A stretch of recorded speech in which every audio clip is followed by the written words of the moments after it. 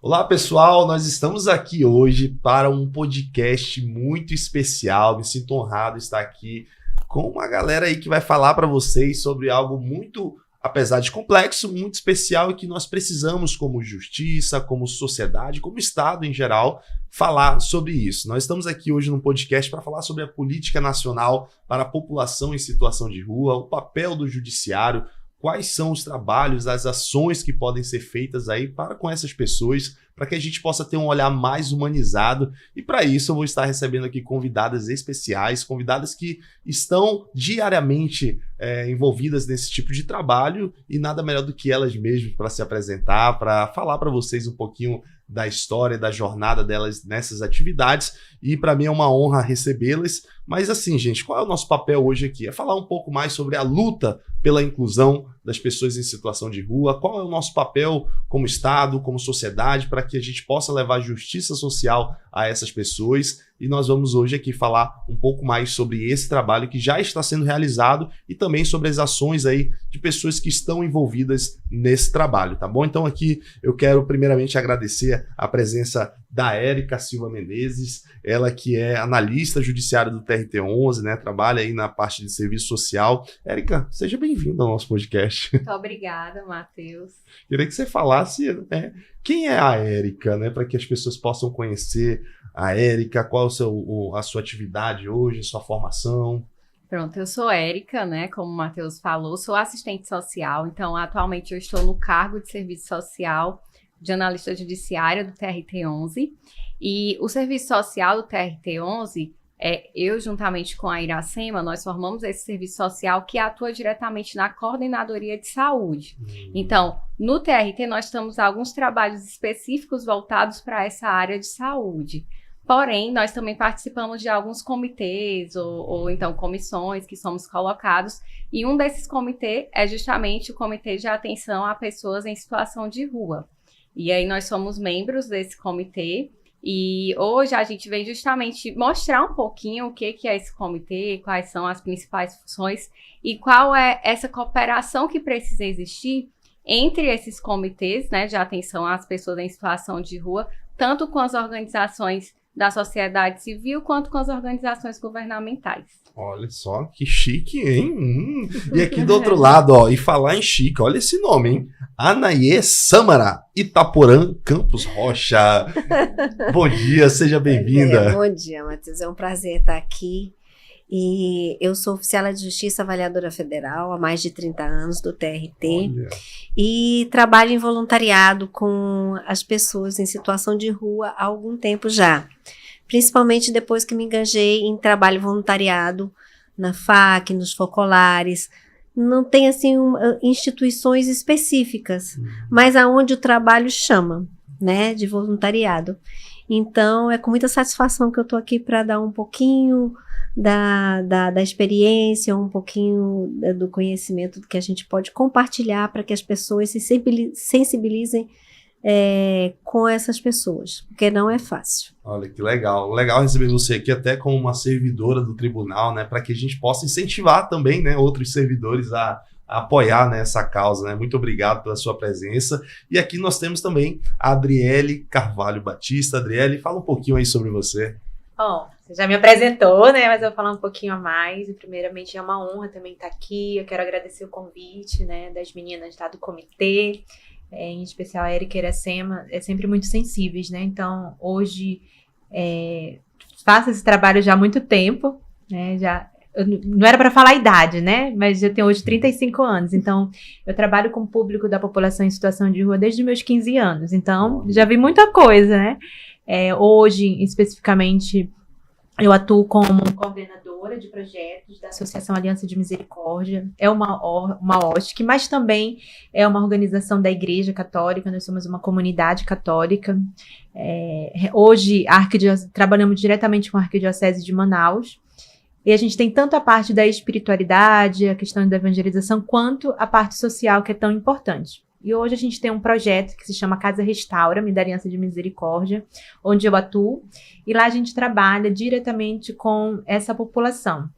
Nós somos o núcleo de convivência para pessoas em situação de rua, então diariamente passam ali mais ou menos 100 pessoas conosco todos os dias. Então a gente oferece para eles tudo aquilo que é de direito, né? Direito. Então a gente, como sociedade civil, a gente faz o nosso papel, mas não tem como a gente trabalhar sozinho.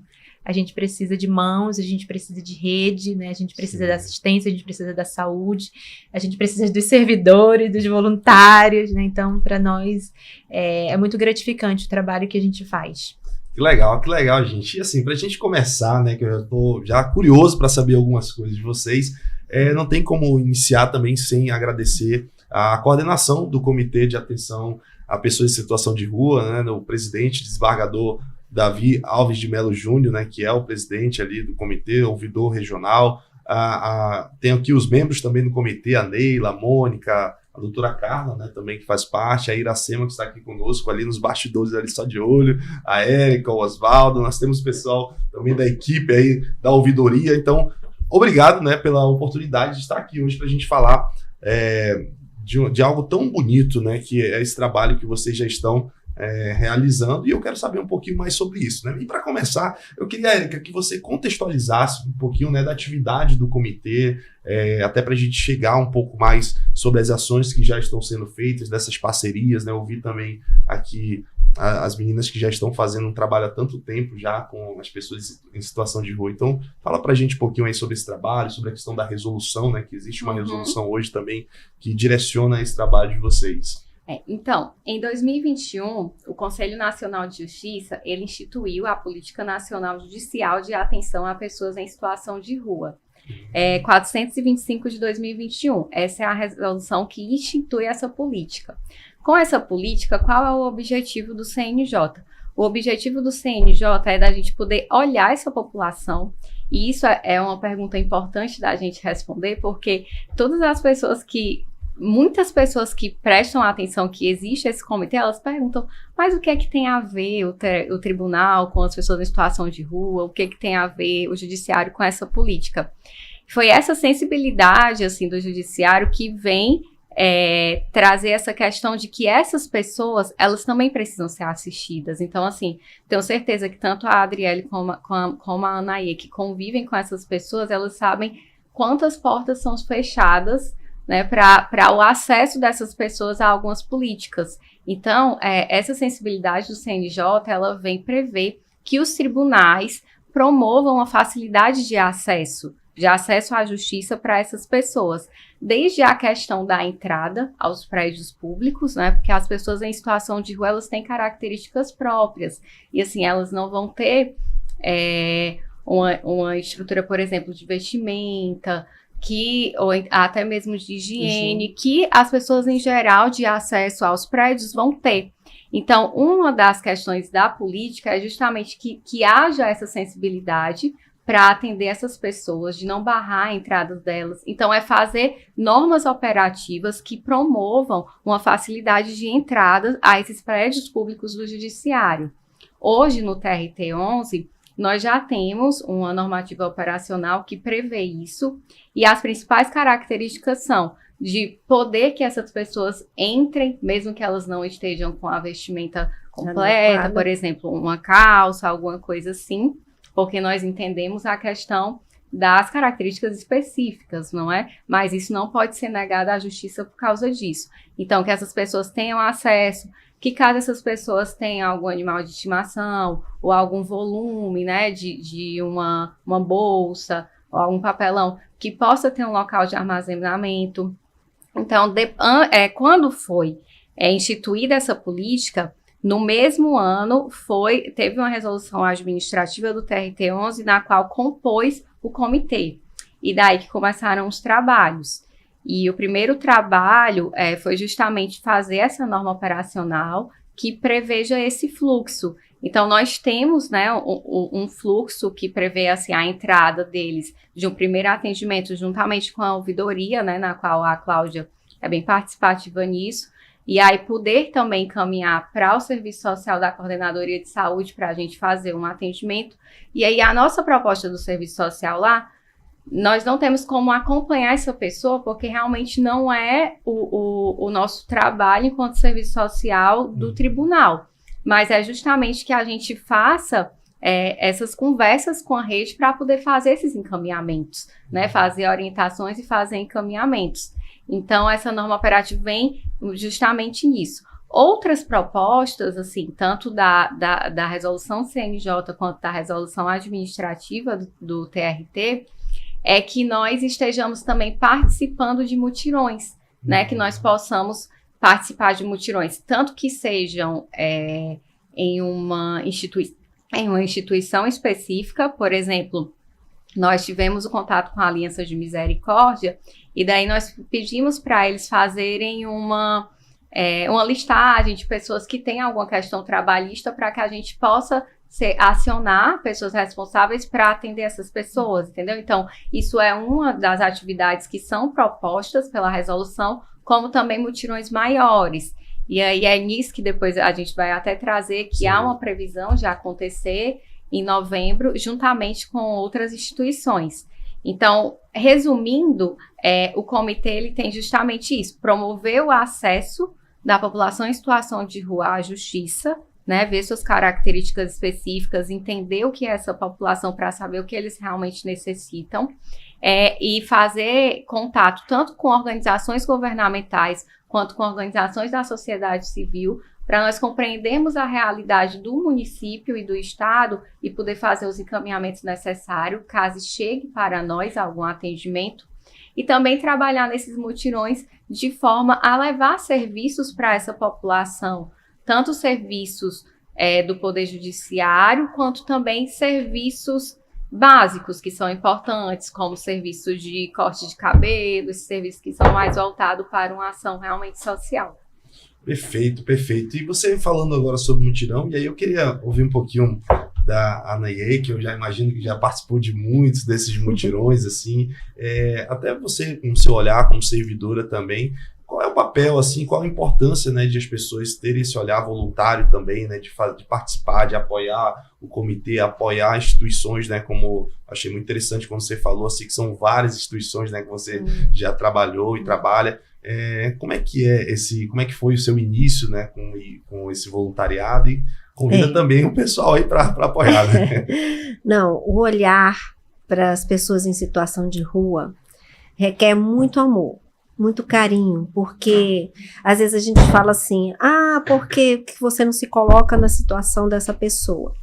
É muito difícil se colocar na situação dessas pessoas, porque a maioria de nós não passamos por isso. Então, quando você tem um diálogo fraterno com uma pessoa dessa, você vai sentir por que ela está naquela situação. A maioria da sociedade civil, ela não entende, fala assim, poxa, por que esse cara não vai procurar um trabalho, não vai capinar, não vai fazer alguma coisa assim? A dor que cada um sente para estar naquela situação é de cada um. Então, se você não tiver um abraço, um acolhimento e olhar realmente para essa pessoa, os olhos são assim a porta do entendimento com a outra pessoa, com o ser humano. Então, você conversando com eles, acolhendo, porque o acolhimento é a coisa mais importante nesse trabalho que a gente faz em situação de rua, que não é nem um trabalho, é um serviço de doação. E nesse trabalho, não são eles que estão precisando só, nós também precisamos, porque isso faz parte da construção do ser. Então, seja através de um serviço social do município, do estado, privado, de organizações religiosas, que às vezes é na maioria, que fazem esse tipo de trabalho, o importante é isso, acolher, olhar, conversar, porque toda vez que a gente passa num sinaleiro, em algum lugar que a gente vê uma pessoa em situação de rua, ele está ali e não é um momento fácil. Né? Então, todos esses lugares que eu já participei, e alguns participo direto e indiretamente, você tem que ter isso, o seu coração aberto, e você que não é só o assistido de rua que necessita. Nós também, enquanto seres humanos, necessitamos de ajudar o nosso próximo. Olha que legal. E assim, André, eu imagino também que vocês têm muitos desafios, né? Até mesmo esse preconceito, essa discriminação que às vezes está enraizada ali na sociedade, né? Como você bem falou. Como é que você vê isso, né? Hoje a sociedade com esse olhar, muitas vezes de preconceito com essas pessoas que estão em situação de rua, e de que forma nós podemos contribuir, né, para quebrar, né, com esse dar essa ruptura mesmo nesse papel, né, discriminatório, preconceito que há. Primeiro que eu acredito que a assistente social sempre tem uma missão. A missão da assistente social é garantir direitos sempre em todo lugar, né? Então, quando a gente trabalha com esse público, como a gente bem citou, né? Você primeiramente precisa gostar do público, né? Você precisa, só que o que a gente acha que só algumas pessoas, na verdade isso é uma responsabilidade de toda a sociedade, porque cada ser humano ele tem uma história de vida, ele tem um olhar diferenciado, você precisa ter essa atenção. Então, quando infelizmente, né, na nossa sociedade tem muito preconceito com esse público, mas na verdade é um olhar que precisa mudar do nosso interior, nós mesmo quando pessoa, porque se nós mudamos o nosso olhar e ver aquela pessoa como um ser humano, que ela é um sujeito de direito e que ela tem um direito violado, né, porque nós temos a nossa casa, né, quando a gente termina um dia de trabalho, de voluntariado, você volta para sua casa, você tem comida, você tem um teto, que é a necessidade básica de qualquer ser humano, comer, vestir, ter um lugar para dormir. Então, quando você olha para essas pessoas, você já vê que tem uma ausência do poder público, né? Tem uma ausência de políticas públicas. Então, cada um tem uma história, como a gente sempre costuma dizer, né?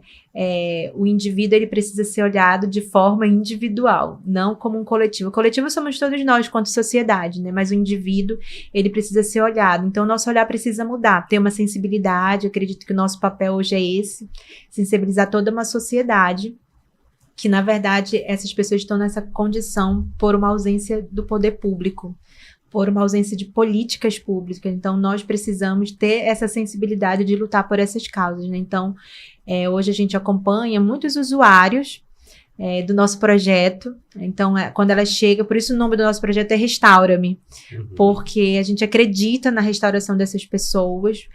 Por isso que tem pessoas preparadas, técnicos preparados que possam trabalhar com este público, justamente para lutar por eles, porque são pessoas que precisam de ajuda. Se não for as mãos do judiciário, se não for a ajuda do Estado, do município, das pessoas que acreditam, a gente não consegue sozinha. Aquela pessoa, ela está naquela condição porque ela precisa de alguém. Então, o nosso papel hoje como sociedade é esse, né? Mas, infelizmente, existe esse preconceito muito grande de achar que aquelas pessoas estão nessa condição porque elas querem.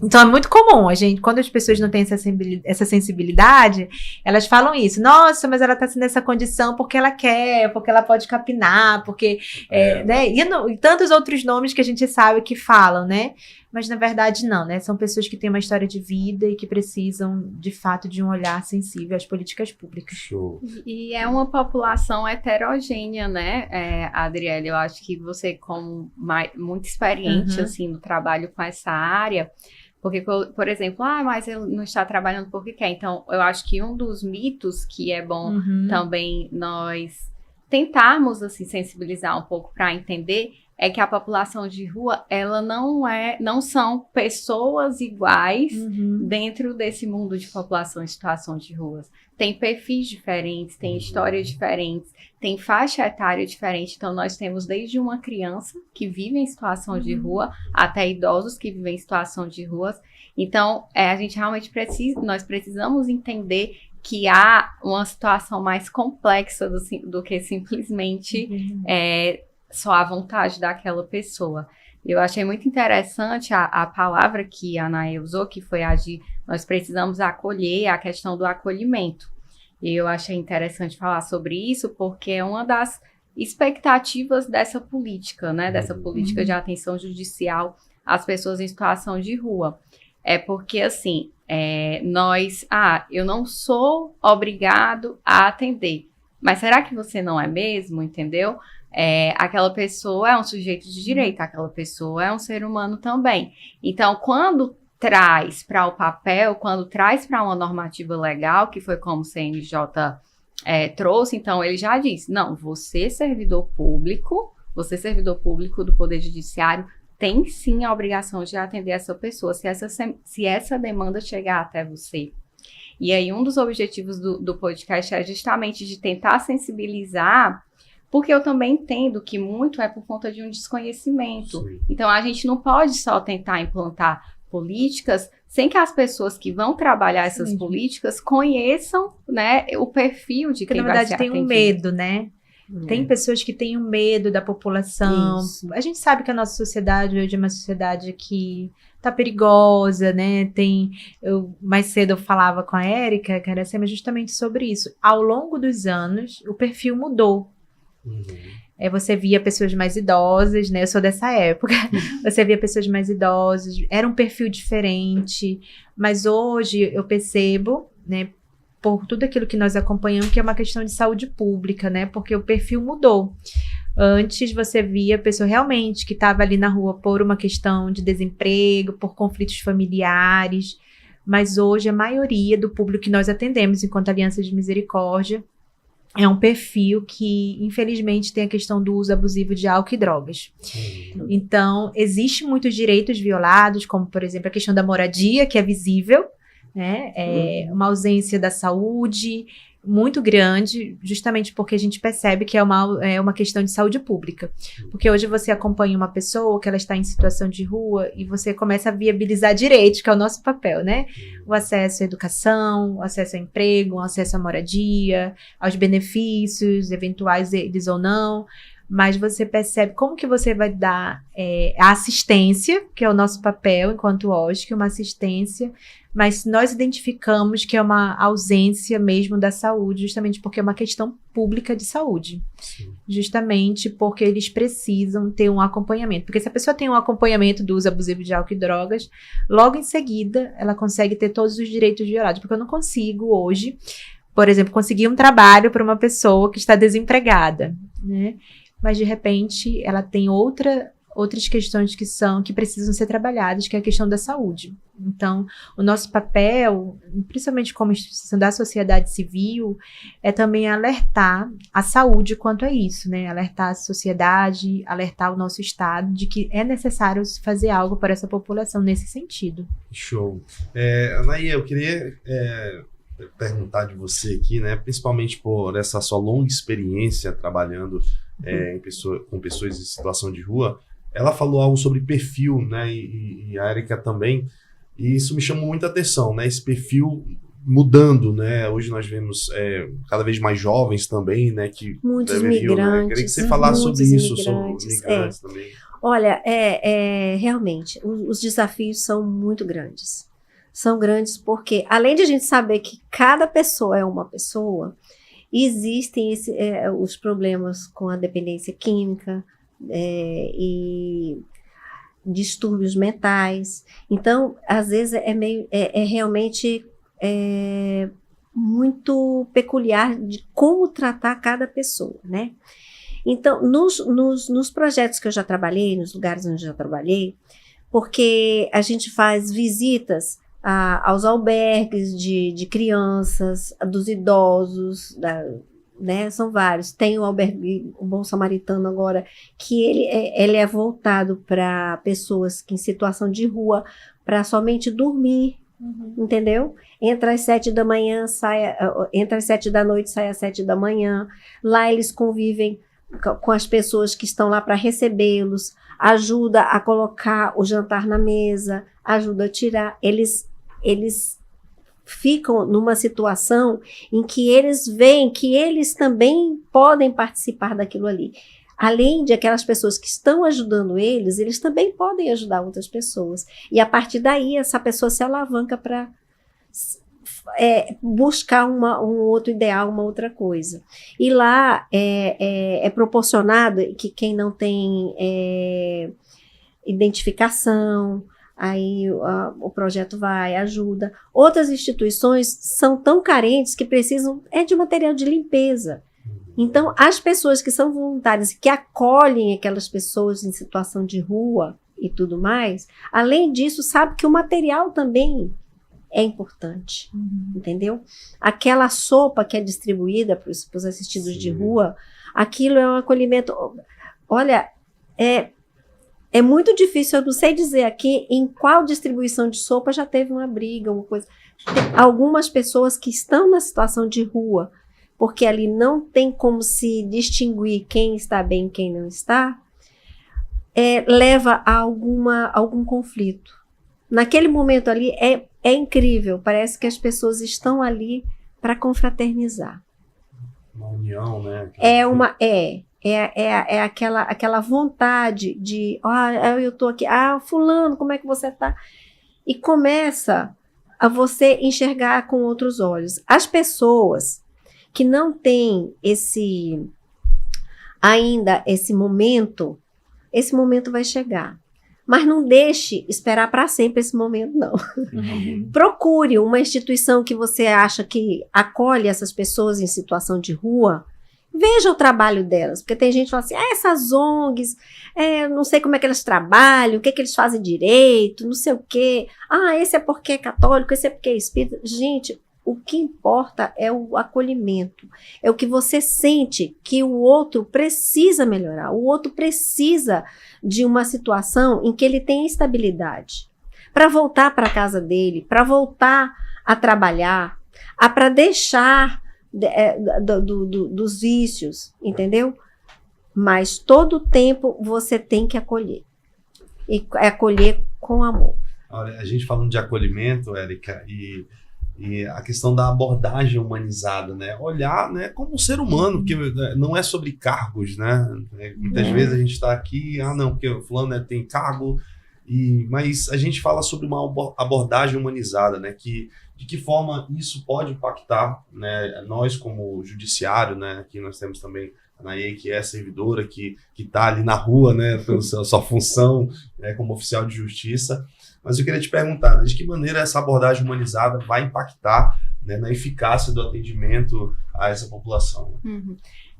Então, é uma coisa que eu também acho importante ressaltar, e que a Adriele falou sobre o medo, importante a Naye trazer essa vivência de que eu não consigo lembrar, provavelmente deva em algum momento acontecer algum estranhamento, alguma coisa, mas não consigo lembrar de uma briga nesses momentos. Então, assim, é importante a gente ressaltar isso, porque óbvio que a proposta do judiciário também não é colocar o servidor em risco. Por exemplo, nós não vamos levar uma pessoa que está tendo um surto por uso abusivo, né, de alguma substância, e levar essa pessoa para o servidor atender, e o servidor vai ficar lá só com ela atender. Não, nós, obviamente que foram pensadas, assim, questões de segurança. Então, por isso que, inclusive, dentro do nosso comitê, está um representante, né, dos agentes da Polícia Judicial, que é o Oswaldo, e ele fez parte dessa construção, dessa normativa operacional, mas é justamente para trabalhar esse atendimento humanizado. Não é que vai chegar, por exemplo, uma pessoa em situação de rua dentro do fórum e vai ser logo tratada como uma maneira desprezível. Não, é justamente esse atendimento humanizado. Vai ser recebido, perguntar o que é que a pessoa gostaria, né? E vai se observar se a pessoa está bem de saúde, caso a pessoa não esteja, né? Acionar algum médico que esteja para poder ver quais são as condições, se é algo para encaminhar para algum local, ou se dá para fazer um primeiro atendimento, entendeu? Para só então essa pessoa ser encaminhada para poder ir para esse atendimento dentro do tribunal. E aí, é nesse atendimento, assim, se você está vendo que a pessoa está lá numa condição como um ser humano, pura e simples, não está com a questão de uso abusivo nem nada, então de você atendê-la e conversar de ser humano para ser humano, de tentar entender, primeiramente, perguntar qual o nome que a pessoa gosta de ser chamada. Às vezes a pessoa tem um nome, mas prefere um apelido, então tem algum nome social, então é importante se atentar para isso, para poder chamar a pessoa como ela se sente mais confortável, e daí então tentar dirigir qual é o histórico, se ela já teve alguma demanda trabalhista, se é uma demanda trabalhista que vale a pena ainda se avaliar o processo, se há algo que ela até já ganhou algum processo e ela nem está sabendo por conta da dificuldade de acesso, entendeu? Então, é poder realmente fornecer esse acolhimento de acesso à justiça para essas pessoas. E aí, essa iniciativa do podcast, ela vem também justamente de tentar trazer um pouco mais de conhecimento, né? De trazer um pouco mais de segurança para o servidor. Sim. Caso assim, porque também não é algo que acontece todos os dias, entendeu? Então é algo que eu acho que quando a população pode começar mais a acontecer, mas não é algo que vai acontecer todos os dias, mas é bom que o servidor esteja preparado para saber que no dia que ele precisar atender, ele pode atender de uma maneira tranquila, de uma maneira humanizada, para poder fornecer esse acolhimento e as demandas necessárias. Show. Agora, Adriele, a gente costuma muito usar até alguns termos pejorativos, né? As pessoas desconhecem isso, né? E quando a gente fala de pessoas em situação de rua, né? Muitas vezes é utilizado ali moradores de rua, né? De uma forma errada, acredito eu, né? Então eu queria que você falasse um pouquinho sobre isso também, para que as pessoas também não venham a cometer, e nós como judiciário, né, como Estado também possa olhar isso, pessoas em situação de rua, ou seja, me parece algo que pode ser acompanhado para que ela venha a sair dessa situação, seria isso? O nome já fala, está numa situação, né? Então, se ela está em situação de rua, porque ali não é o lugar dela. Só que tem algumas vertentes realmente, alguns perfis, como por exemplo, a pessoa está em condição de rua. O que é estar em condição de rua?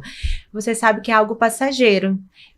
Vou dar um exemplo. Recentemente nós estamos acompanhando em Constituição um casal homoafetivo, e uma delas estava grávida, por uma questão bem particular.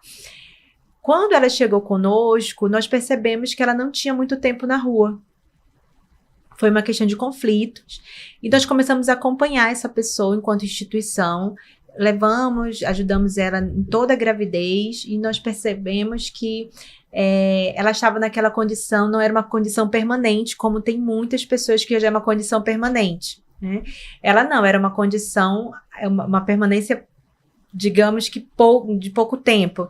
Então a gente conseguiu trabalhar de uma forma mais eficaz, no sentido de viabilizar um Bolsa Família, que é uma necessidade, que faz parte da assistência, é um direito que ela tem.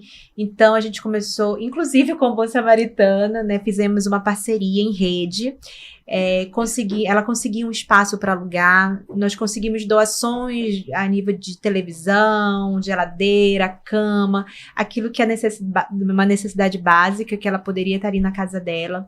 Então, a gente mobilizou a nossa rede de contatos, que sempre é muito importante, e ela ficou mais ou menos na rua uns 3 meses. Logo após isso, a gente começou a fazer esse trabalho com ela.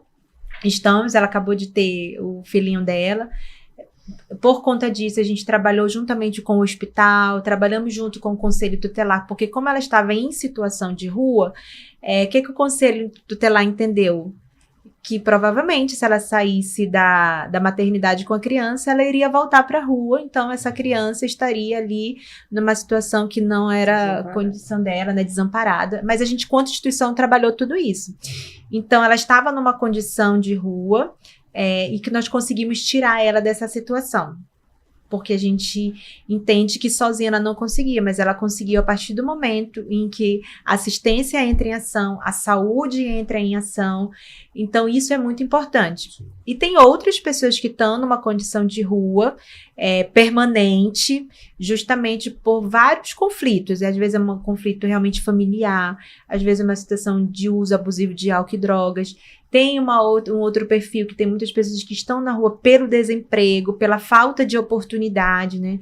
Quando o TRT chega com a gente para fazer essa parceria, a gente fica muito feliz. Chegaram a fazer uma das nossas ações, e foi muito importante porque chegou o desembargador lá conosco de última hora, e quando o nosso público vê o TRT ali, eles se sentem importantes. Olha só, né? Eles se sentem importante porque para eles o judiciário estava ali, ou seja, porque parece que é algo distante. Sim. Né? Então, para a gente foi um momento muito importante, mas não só para a gente como instituição, mas para eles. Então, foi bonito porque no final o próprio desembargador sentou, conversou, a demanda sempre ela é grande, porque eles começam a tirar muitas dúvidas. Então, quando a gente identifica que o nosso usuário, ele consegue ter acesso a uma política pública, a gente entende que o nosso trabalho está sendo um trabalho eficaz, né? Então, não tem como a gente trabalhar sozinho. A gente precisa, como por exemplo, nós somos uma instituição que vive de doações. A gente vive de doações. Então, pessoas que ajudam com material de limpeza, as pessoas que ajudam com alimentação. São as redes parceiras que a gente leva essas pessoas a esse conhecimento, ter essa acessibilidade, né, porque isso é muito importante para cada um deles, né? Então, quando a gente começa a fazer um trabalho que ele se torna eficaz, vou dar um outro exemplo, porque a gente tem muito exemplo da nossa vivência, né? Nós acompanhávamos uma pessoa recentemente, estamos ainda acompanhando. Imagina, ele nunca tirou o CPF, ele nunca tirou uma certidão de nascimento. Então, na verdade, ele tirou a primeira vez, então ele estava em situação de rua desde criança, e logo depois ele nunca mais tirou. Então a gente fez uma busca, porque a assistente social faz isso. Você desenrolado. Né? Olha, eu vou dizer, eu acho que assistente social é tudo em uma só. A gente vira investigativa, a gente tem horas que vira juiz da polícia, tudo. Ouvidoria, tudo. E a gente conseguiu viabilizar a segunda via da certidão de nascimento dele. E para ele foi tão importante, porque quando a gente conseguiu tirar depois de anos, né? Ou seja, ele só teve a certidão de nascimento uma vez, foi perdida quando ele era criança.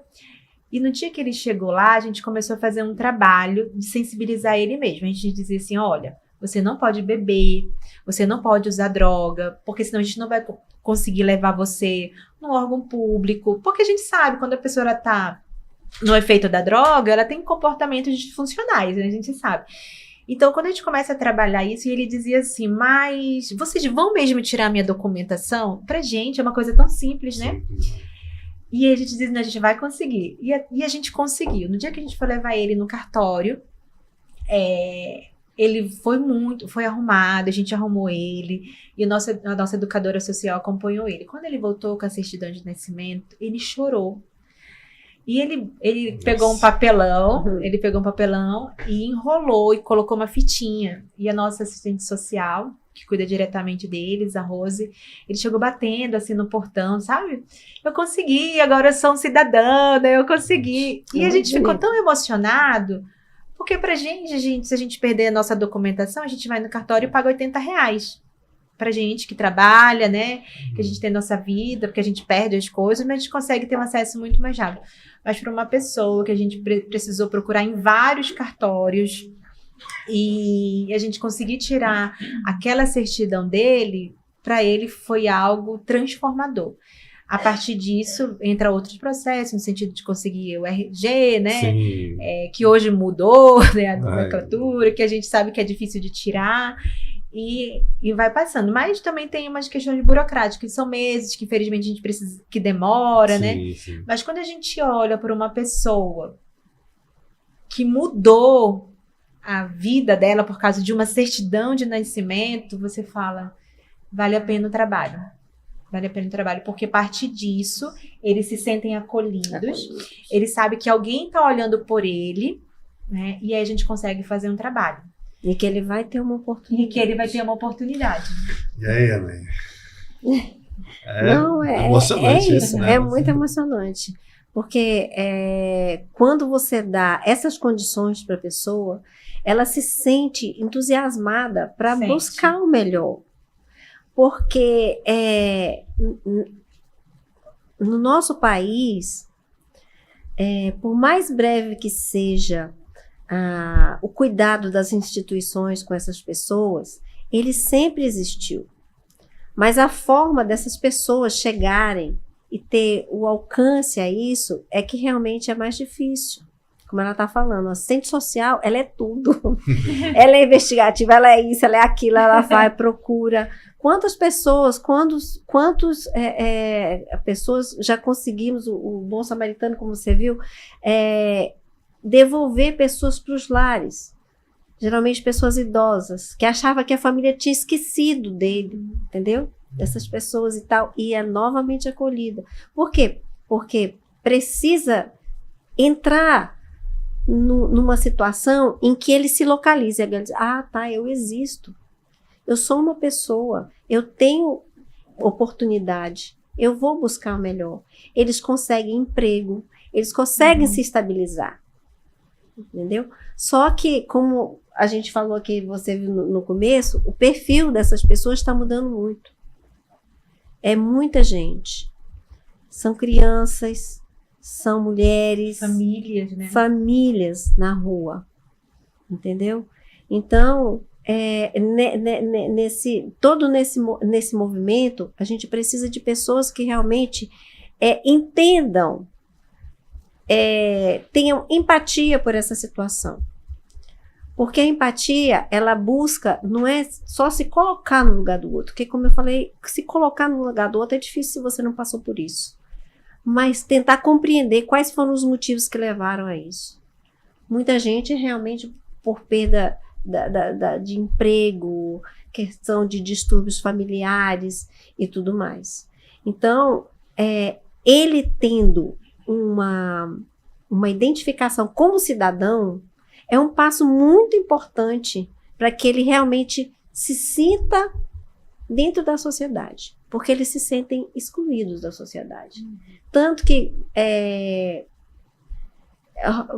existem várias situações em que você se depara com uma pessoa em situação de rua, a primeira coisa que você olha, você assim, ai meu Deus, essa pessoa está sem higienização, está suja.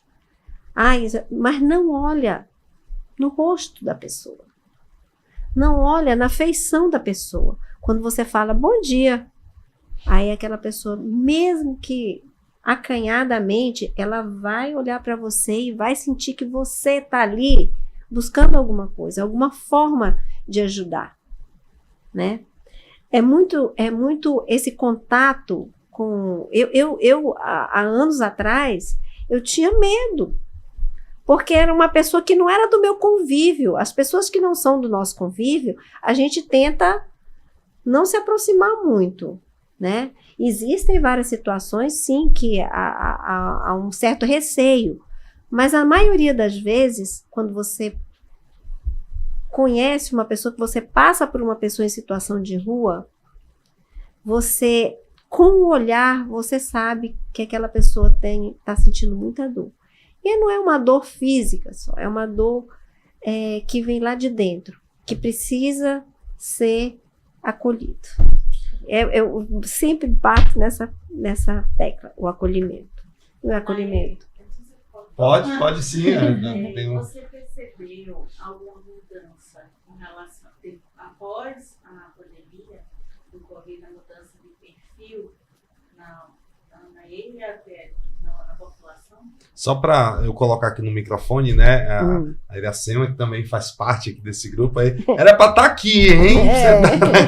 Mas ela perguntou, né, sobre a questão de alguma mudança, né, pós-pandemia ali, do perfil, enfim. Queria que você falasse sobre isso e também falasse um pouquinho mais sobre a questão dos imigrantes, né? Que eu acredito que também pós-pandemia aumentou muito esse número.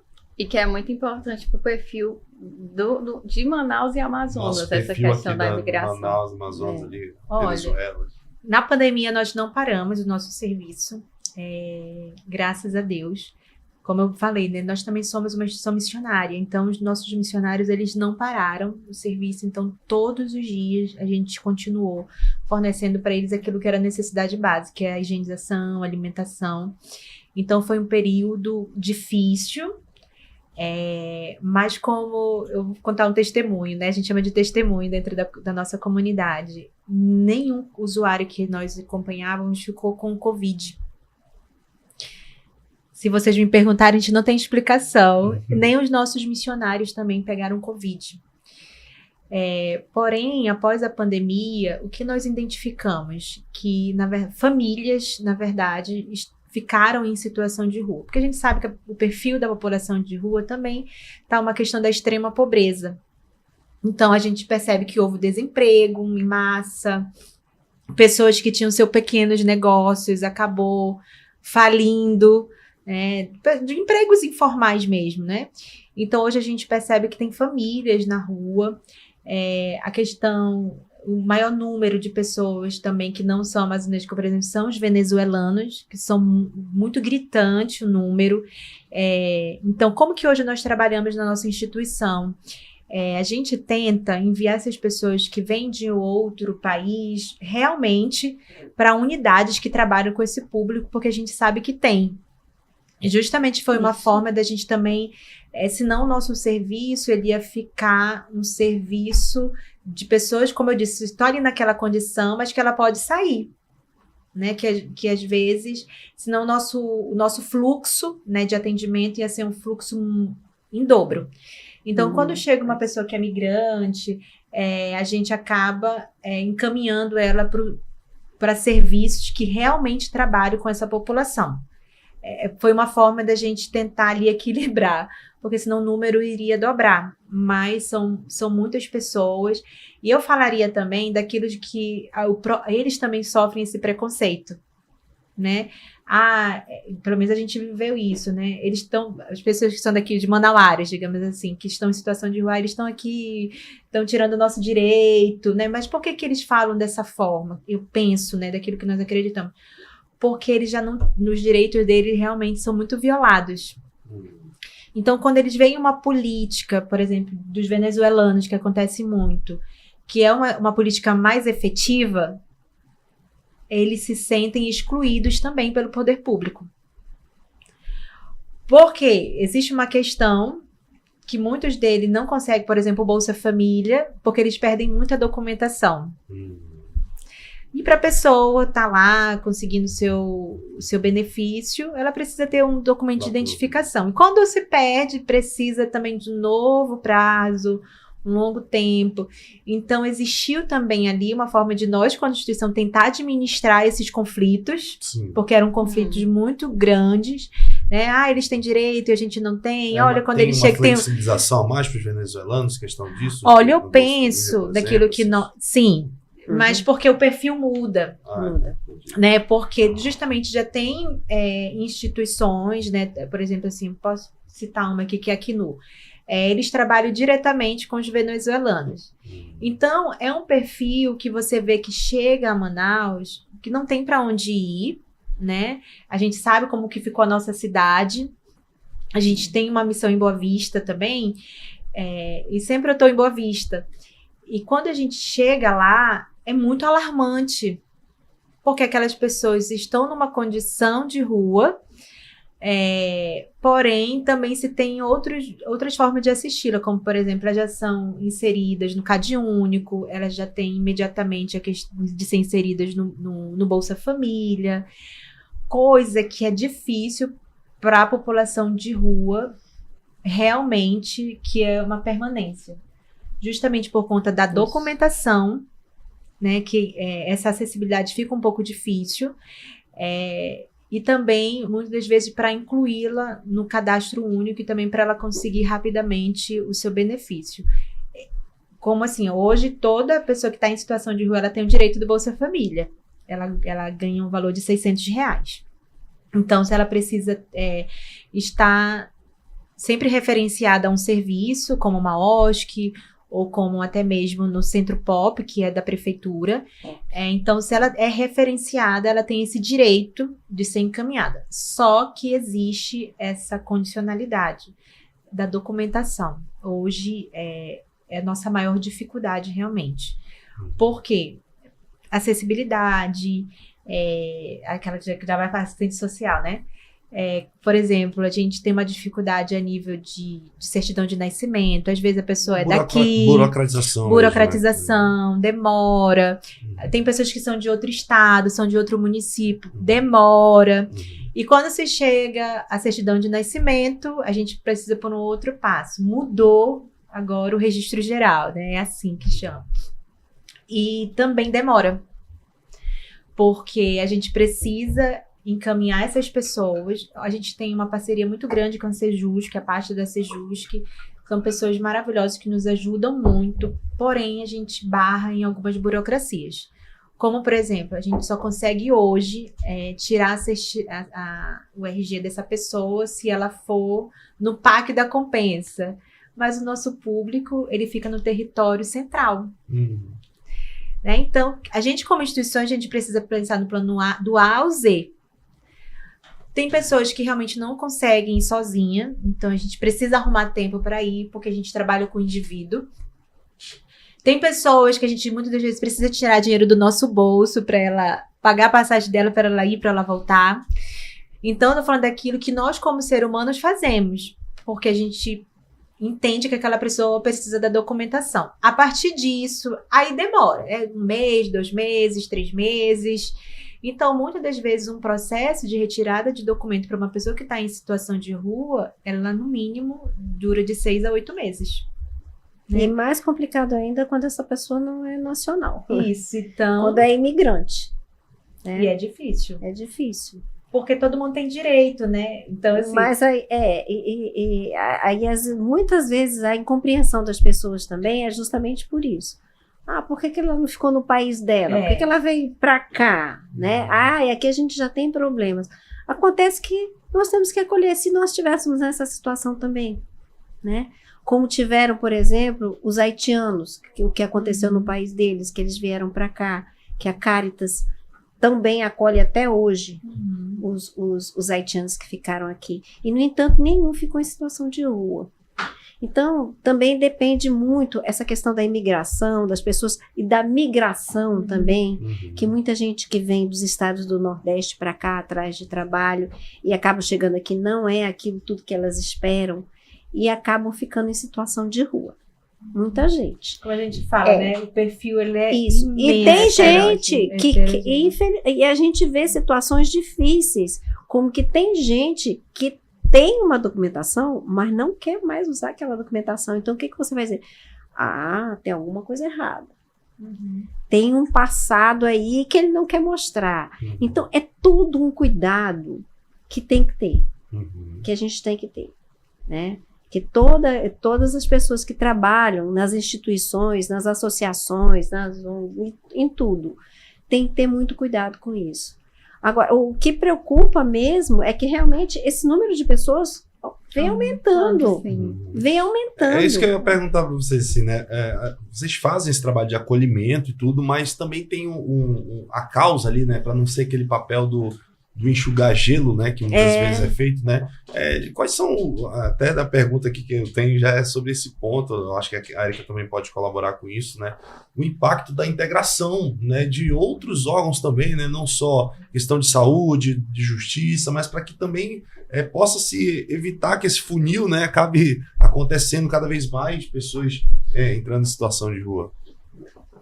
Olha, hoje, como que a gente pode identificar, né, esse público, esse trabalho? Como a gente costuma dizer, não tem como a gente trabalhar sozinho. Nós precisamos trabalhar em rede. Quando a gente fala em rede, é judiciário, é assistência, é município, é estado, a igreja. Hoje a gente, como nós somos uma instituição da igreja, né, a gente percebe que hoje o maior número de instituições que trabalham com a população de rua é da igreja. Tanto católico, evangélico, espírita, tantas outras denominações, são pessoas que trabalham com o público. Então, a gente trabalha, por exemplo, como que a gente faz hoje da questão do enxugar gelo, né? Mais cedo eu falava para as meninas.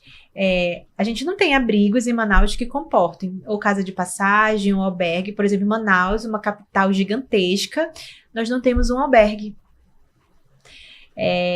Então, como que a gente pode trabalhar para aquela pessoa sair dessa situação, se nós, enquanto município, o Estado não consegue ofertar esse serviço? Existem 2 serviços em Manaus hoje do município, mas que eles não comportam. Então, a gente vai tentando trabalhar de uma forma que a gente, como assistente social, a gente vira tudo. Em São Paulo, nós temos casas de acolhida, né, da nossa instituição. A gente tem esse trabalho muito amplo, em especial em São Paulo. Então, como que nós fazemos para a gente não enxugar tanto gelo? Ainda tem uma questão territorial, porque Manaus é longe. Não tem como sair daqui... Difícil acesso, sair de carro, de ônibus. Só tem uma forma de acesso via aérea. Então, como que nós fazemos enquanto instituição? Quando a gente percebe que não tem mais o que fazer com aquela pessoa, que não tem um abrigo em Manaus, não tem para onde a gente fazer, a gente tem uma parceria muito grande com a Fazenda da Esperança.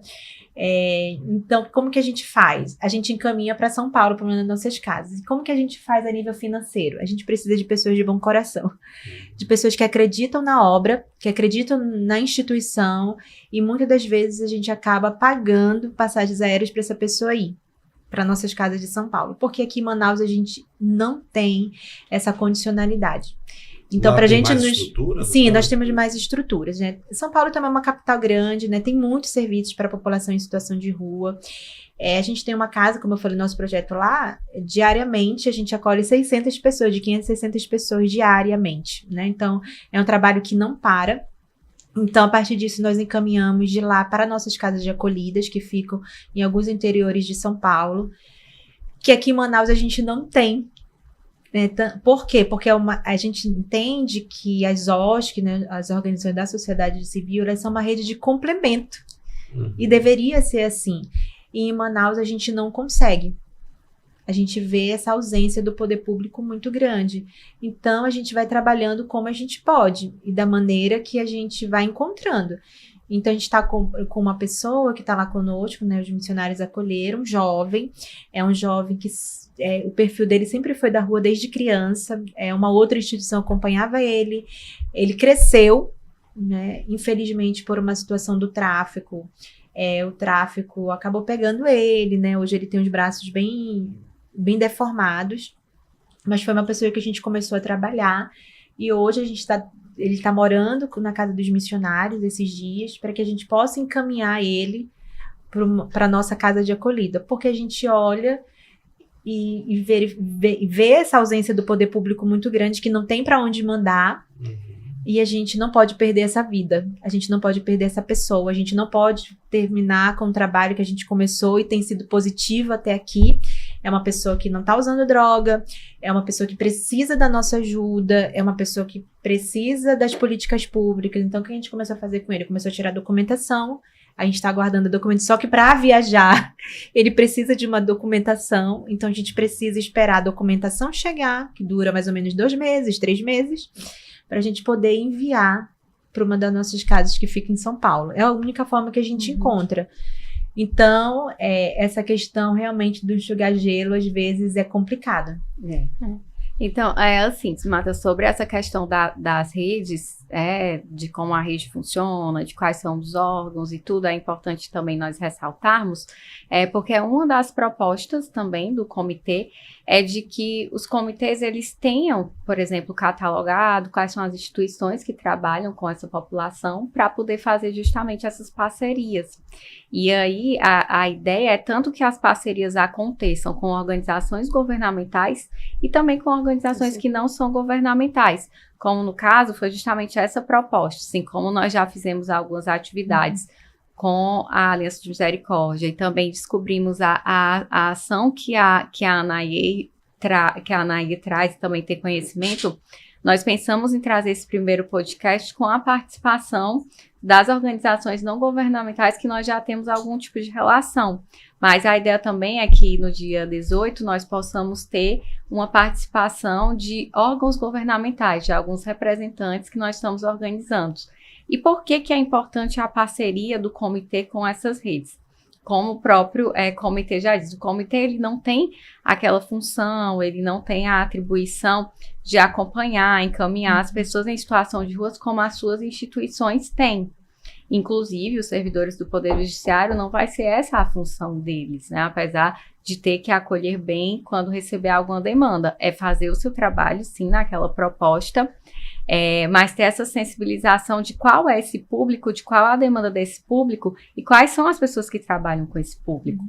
E aí, como a Adriele trouxe, porque já foi realizada uma ação no qual nós, enquanto Comitê e Ouvidoria, fomos até a Aliança de Misericórdia. Era uma atividade que a Aliança de Misericórdia já estava fazendo, e nós participamos juntos para explicar sobre o comitê, explicar sobre a ouvidoria, explicar sobre o tribunal, e na qual o doutor Davi, que é o desembargador e que é presidente do comitê, se fez presente, né, como a Adriele relatou, a presença dele, e por que tem a importância dessa rede. Alguns casos que foram conversados com o doutor Davi, conosco, nesses atendimentos e conversas individuais, percebeu-se que para a pessoa, por exemplo, dar entrada em alguma ação, a pessoa até tinha alguma situação trabalhista que podia se tornar uma ação trabalhista, mas ela não tinha documento. Então, assim, já empatava com essa situação. Então, o que o comitê ia poder fazer? apenas direcionar para os órgãos que trabalham com essa perspectiva de conseguir o documento dessas pessoas, entendeu? Como a Adriele trouxe, como é arduamente o processo, mas que existem órgãos que fazem esse trabalho. Então, por isso que o comitê tem que trabalhar em rede, tem que conhecer esses parceiros e tem que afunilar essa relação para que a gente possa conseguir aumentar esse atendimento e mostrar para essa população que o tribunal está, sim, aberto para recebê-los, que tem algumas burocracias que precisam ser seguidas, mas que a gente pode direcionar diante das parcerias que nós temos, tanto com organizações governamentais, como com organizações da sociedade civil. Show. Eu queria, inclusive, aproveitar, Érica. A Érica fala muito bem, né, Cláudia? Ela é assistente social. Você vai desenrolado. Eu queria que você falasse sobre a questão do Pop Rua Ajude, né? A gente está com algumas ações aqui, esse primeiro podcast, né? Nós vamos ter também um outro podcast, também tem a questão da arrecadação de roupas, mutirão de serviço. Eu queria que você falasse um pouquinho sobre essa ação específica aqui, que a gente vai estar falando também. Pronto, né? Nesse ano nós decidimos primeiro fazer essa atividade com a Aliança de Misericórdia, que elas estão... elas já estão de portas abertas para poder, casos que cheguem lá, que elas percebam que há alguma situação de causa trabalhista, da gente poder, eles poderem direcionar essas pessoas para nós atendermos. E aí também teve essa proposta do podcast, que ela surgiu quando a Cláudia pensou como seria importante, primeiro, sensibilizar os servidores da causa, né? E aí, esse podcast, ele veio nessa proposta, por isso que nós trouxemos esses participantes, estamos aqui nesse momento tão agradável, mas também fazer um segundo momento no dia 18, ser lançado, né? Um segundo momento no dia 18, em que seja com representantes da organização governamental. Nós ainda estamos trabalhando quem serão os convidados para podermos ter novamente um momento agradável sobre esse assunto. A outra questão e a outra atividade é porque foi feito juntamente com a EJUDE, uma parceria com o Tribunal de Justiça e também com a Justiça Federal aqui no Amazonas, com a proposta de se fazer um mutirão no dia 14 de novembro. E aí, esse mutirão... existem outros tribunais de outras regiões que eles já estão fazendo assim, vários mutirões, né? Esse, no caso, seria a nossa primeira participação. E a ideia é que o Poder Judiciário leve seus serviços para a rua, para poder atender essas pessoas. Então, ir para alguma praça, ou para algum centro de convivência, ou para algum local. Por exemplo, a Justiça Federal levando seus serviços, que são serviços de ações em relação à aposentadoria, em relação ao INSS, o Tribunal de Justiça também levando seus serviços, e no caso o TRT também levar alguns dos seus serviços, tanto enquanto ouvidoria, quanto também para poder fazer consultas, né, de processos trabalhistas, para essas pessoas saberem se tem alguma situação que é importante ser encaminhada. Junto disso, aproveitando que nós vamos fazer atendimento a essa população, também são pensados serviços que são importantes para eles e que também diariamente eles não têm acesso, como um serviço de corte de cabelo, como um serviço de... Nós estamos tentando ver com a doutora Carla a participação de uma liga de saúde da família, para que possa fazer algum tipo de atendimento. E aí nós vamos estar lançando, na verdade já foi lançada, né, no tribunal, que é a campanha de doação de roupas, que aí nós também vamos estar arrecadando roupas em bom estado para poder fazer a curadoria das que estejam boas, para fazer essa doação no dia do mutirão para essa população. Também tem outras propostas junto com esses nossos parceiros de levar kits de higiene, mais essa ideia mesmo, esse formato que os mutirões, que são propostos pelo CNJ, que os comitês realizem, é esse formato que o CNJ propõe que os mutirões organizados pelos comitês possuam. Show de bola. Agora, olha, esse papo tá muito bom. A gente iria aqui tranquilamente várias horas, mas me pediram, né, esse tempo para que todos os servidores também possam escutar o podcast, assistir, né, também. Mas eu queria que a gente finalizasse assim falando um pouquinho, né, principalmente nossas duas convidadas aqui que tem esse trabalho tão bonito assim. Quais são as próximas ações, né? Eu queria que vocês falassem um pouquinho, divulgassem também o trabalho que vocês já estão fazendo, se de alguma forma as pessoas podem contribuir também, né? Deixar esse espaço aberto para vocês aí fazerem essas considerações finais e as pessoas conhecerem depois ainda mais, pesquisar, se tiver algum canal, um telefone para ajudar. Então, pode começar com você. Aliança de Misericórdia, como a gente falar um pouquinho, né, para resumir, Sim. e também pedir. Sim, fica à vontade. A gente já está aqui em Manaus há 15 anos, né, então esse projeto a gente já tem há 10. Então a gente faz um trabalho maravilhoso, um trabalho edificante.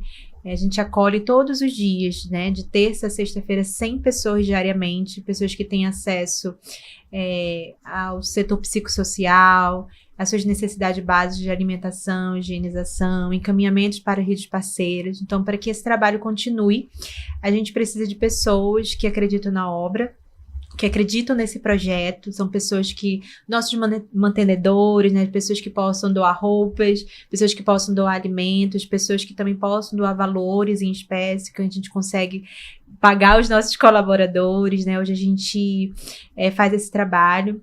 E também, se você quiser nos conhecer, pode colocar lá na rede social, aliançademisericórdia.com.br. Entra lá, coloca no Google Aliança de Misericórdia, você vai ter todo acesso a nível Brasil, você vai ter acesso à nossa parte social. Aqui no nosso Instagram, em Manaus, a gente tem Aliança de Misericórdia, _Manaus. Só colocar que você tem lá todas as informações necessárias para que você possa conhecer melhor o nosso trabalho, possa conhecer melhor o nosso projeto. E também quero aproveitar esse espaço, nós estamos de mudança, o prédio que nós estávamos, ele não é nosso, né? Então ele nos foi pedido para fazer uma outra atividade. Então, nesse momento, a Aliança de Misericórdia está atrás de um espaço para alugar, para comprar. A gente quer comprar, mas para também a gente possa comprar, a gente vai precisar de pessoas de bom coração, de pessoas que possam nos ajudar, que possam nos apoiar.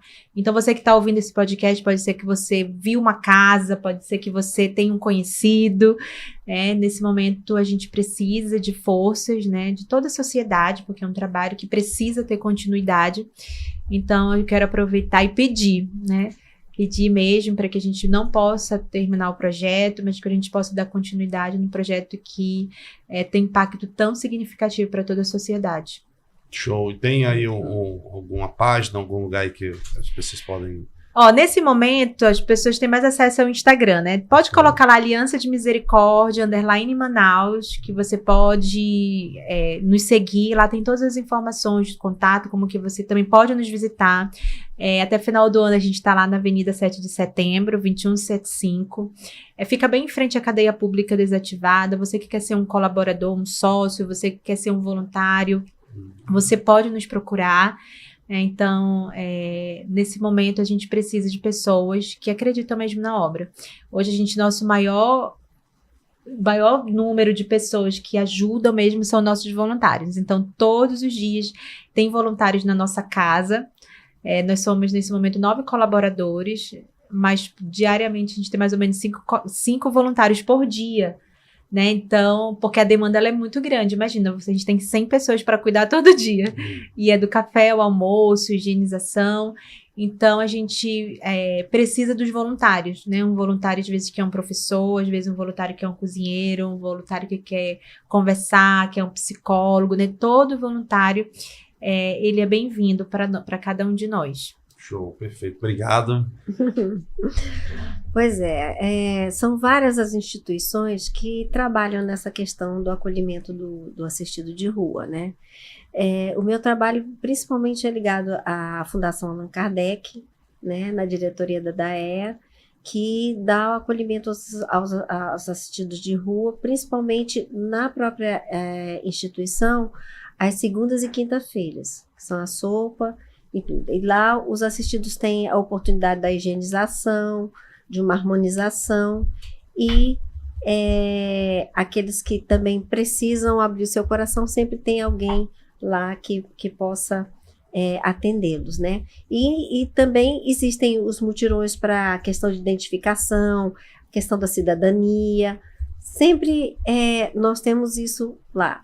O Porto de Luz também, que é ali no centro, pertinho do tribunal, inclusive, que também faz um atendimento aos sábados pela manhã, no Café com Amor, com os assistidos de rua.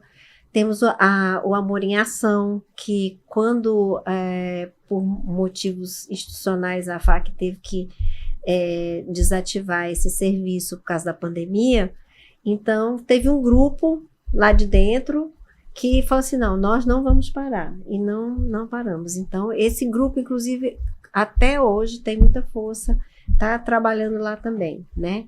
O Bom Samaritano, que é um albergue que a gente vê que é uma proposta muito bonita, é uma proposta de coração, e todas essas instituições necessitam do voluntariado, né? Então, se você é sensível a essa causa, vá conhecer, né? Vá conhecer, não quero conhecer, vai lá, conhece, porque você não vai perder nada, você vai ganhar, né? O trabalho do voluntariado é um trabalho que traz muito, muito, muito para todos que queremos ser humanos melhores, né? Show de bola. Posso trazer só uma palavrinha para finalizar? A moça do comitê, né? Então, primeiramente, eu queria agradecer a presença da Adriele e da Anaí, agradecer que eles aceitaram o nosso convite, né? A Adriele eu já tenho conhecido um pouco mais do trabalho, admiro bastante assim, a proatividade, a dedicação com a qual eles realizam o acompanhamento. Mas, Anaí, eu gostei muito de conhecer melhor, fiquei muito tocada com algumas falas que você trouxe da sua vivência. Eu acho que é isso realmente que nós gostaríamos, esse era o objetivo, assim, de poder nos levar à reflexão sobre o tema. Então, assim, só fortalecendo essa questão dessa campanha que nós vamos ter durante o mês de outubro todo, né, aos servidores que puderem e quiserem participar, nós precisamos dessa doação de roupas. E por enquanto, quem vai estar responsável, né? Nós temos a Cláudia na ouvidoria do Fórum Trabalhista, que ela está lá no 3º andar. Quem quiser doar já pode doando. E qualquer outra informação também pode falar comigo. Eu fico na coordenadoria de saúde do Fórum Trabalhista, que é no 2º andar. E a Iracema, que é assistente social também da coordenadoria de saúde, ela fica na sede e também faz parte do comitê.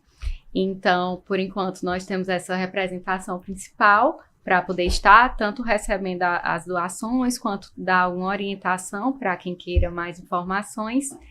E agradecer o espaço, Matheus, acho que foi um momento muito rico, uma manhã muito importante, e nós agradecemos esse momento.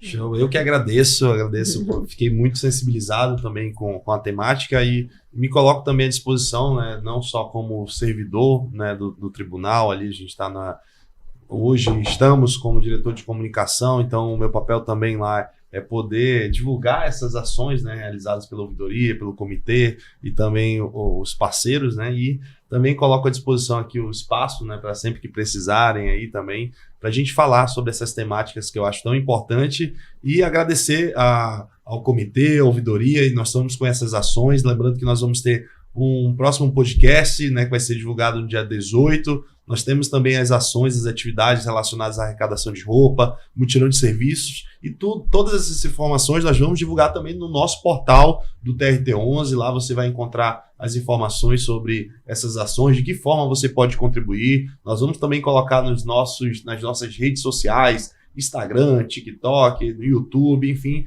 todos os nossos canais de comunicação interno, Comunica Eu, WhatsApp, para que a gente possa dar ampla divulgação, né, para esse trabalho tão bonito que está sendo feito. Eu agradeço a você e peço para que você possa compartilhar esse vídeo, compartilhe essa ação do TRT11 em parceria com o comitê. E é isso, obrigado, espero que isso tenha sido de grande riqueza para você e vamos ajudar, vamos apoiar, vamos acolher, né? Então é isso, um grande abraço a todos, obrigado mais uma vez, meninas, tchau, tchau. Nossa, agradeço.